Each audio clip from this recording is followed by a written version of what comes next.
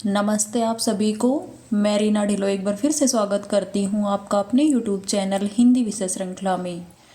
तो भाई आज हम पढ़ने वाले हैं यूनिट 1 और ये यूनिट 1 हमारी यूजीसी नेट के पेपर 1 में लगी हुई है जिसका नाम है शिक्षण अभिक्षमता। अब इसके नाम से ही स्पष्ट है कि शिक्षण जो एक अध्यापक है कक्षा में बच्चों को कुछ शिक्षा प्राप्त करवाता है, चाहे वो आध्यात्मिक हो, सामाजिक हो, आत्मिक हो, उससे संबंधित उसकी क्या अभिक्षमता होनी चाहिए और वह किस प्रकार से बच्चों को हैंडल कर पाए। देखते हैं कि जो शिक्षण अधिगम प्रक्रिया की उद्देश्यपूर्ण दिशा है।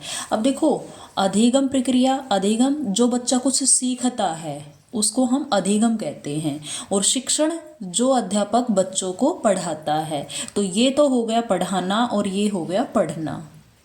तो बच्चा क्या कुछ सीख पाया है उसका मूल्यांकन हम शिक्षण के माध्यम से कर सकते हैं कि यदि शिक्षण अच्छा हुआ है तो बच्चे का निर्धारित उद्देश्य भी हम पूरा कर पाएंगे। यदि शिक्षण अच्छा नहीं हुआ है तो उसको जो हम सिखाना चाहते हैं वह भी उससे दूर होता चला जाएगा।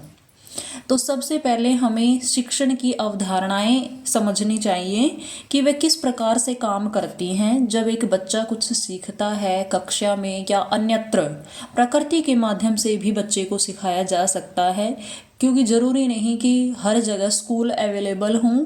यदि स्कूल नहीं भी हैं तो वहाँ भी बच्चे बहुत ज़्यादा शिक्षा के क्षेत्र में आगे होते हैं, तो वो किस प्रकार से सीखते हैं। तो वही अवधारणाएं हम 6 प्रकार से जान सकते हैं। देखते हैं। शिक्षण के 3 आधार, शिक्षण की अवधारणाओं में 3 आधार काम करते हैं: क्यों, कैसे और क्या। अब जैसे आपको कुछ भी पढ़ाया जा रहा है, ठीक है, अगर उसमें आपको क्यों का उत्तर मिलता है तो उसका संबंध है दर्शन शास्त्र से, जिसको आप फिलोसॉफी बोलते हैं। कैसे का उत्तर आपको मनोविज्ञान के द्वारा प्राप्त होता है, और क्या का उत्तर हमें समाजशास्त्र देता है। ठीक है। उसके बाद देखते हैं आदर्शवाद, कि ये जो संसार है इसमें सत्यम, शिवम और सुंदरम पर बल दिया जाता है कि सत्य ही आगे चलकर बच्चे का हमेशा साथ देता है। उसके व्यवहार में यदि सत्यता है तो वह कहीं भी मार नहीं खाएगा। कुछ समय के लिए वह दुखी हो सकता है, अपसेट हो सकता है या किसी से नाराज हो सकता है, लेकिन अंत में सत्य उसका साथ देता है। शिवम का अर्थ होता है रक्षा करने वाली चीज़ों से, और सुंदरम का आप सभी को पता है कि प्रकृति कितनी सुंदर है। उसके बाद आता है प्रकृतिवाद, कि प्रकृति को ही शिक्षक मान लिया जाता है। सभी बच्चे स्कूल नहीं जा पाते हैं तो क्या वो शिक्षा के क्षेत्र में पीछे रहते हैं? नहीं, ऐसा नहीं है। कि जब एक बच्चा पेड़ पर चढ़ता है तो उसको कोई ये नहीं कहता अध्यापक कि तुम नीचे उतर जाओ, तुम्हें लग जाएगी। जब बच्चा पेड़ पर चढ़ते खेलते हुए नीचे गिर जाता है और उसे चोट लग जाती है या नहीं भी लगती है, तो भी वह समझ जाता है कि पेड़ पर नहीं चढ़ना चाहिए, इससे हमें चोट भी लग सकती है। तो प्रकृति ही बहुत कुछ बच्चों को सिखा देती है। जैसे सर्दी है, गर्मी है, उनमें बच्चा जो स्ट्रगल करता है, संघर्ष करता है, तो वहाँ से भी बच्चा सीखता है, एक मतलब वो मजबूती को प्राप्त करता है। फिर आता है प्रयोजनवाद। इसके प्रवर्तक जॉन डेवी हैं और उन्होंने क्या कहा? क्रियाशीलता और व्यवहारिकता पर बल दिया। क्रियाशीलता में बच्चा कुछ करके सीखता है, जैसे आप अपनी उसमें लेबोरेटरी में जाते हैं, साइंस के कुछ ऐसे विषय होते हैं जो आप बनाकर देखते हैं, जैसे बच्चों को साबुन वगैरह बनाकर दिखाया जाता है कुछ तत्वों को मिला करके। और व्यवहारिकता, जब हम समाज में रह रहे हैं तो समाज में हमें किन नियमों का पालन करते हुए रहना चाहिए, जैसे हमें बड़ों का अभिवादन करना है, विनम्रता से पेश आना है, सच का साथ देना है। तो ये सारी चीज़ें हमारी व्यवहारिकता में आती हैं कि जिसमें हम ईमानदारी से अपना व्यक्तित्व निर्वाह करते हैं।